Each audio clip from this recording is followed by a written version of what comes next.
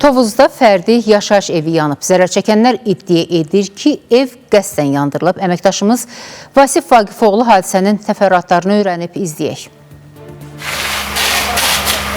Yanğın hadisəsi Tovuzun Əhməd Cavad küçəsində Aqil İsayevə məxsus 2 mərtəbəli yaşayış evində qeydə alınıb. Hadisə yerinə 2 yanğın söndürən avtomobili cəlb olunub. Alov söndürülüb və ətraf ərazilərə keçməsinin qarşısı alınıb.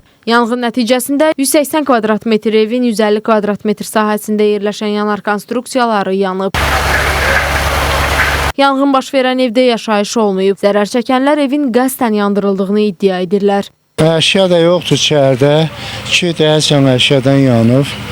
Ancaq qəsdən yandırılma ola bilər. Burada ayrı nə var ki? Burada qonşularda iddiamız olmayıb, davamız olmayıb. Belə güman olunur ki, bunu baxılır ki, qəsdən yandırıblar. Yaşayış olmayıb, heç bir əsas yoxdur ki, burada tok xətti var, nəsə cərəyan şiddəti yoxdur. Yəni bu ancaq qəsd işidir. Hadisə ilə bağlı araşdırmalar davam etdirilir. Vasif Vaqifoğlu, Diana Cəlali, Rəşad Əl İskəndərov, Spice xəbər.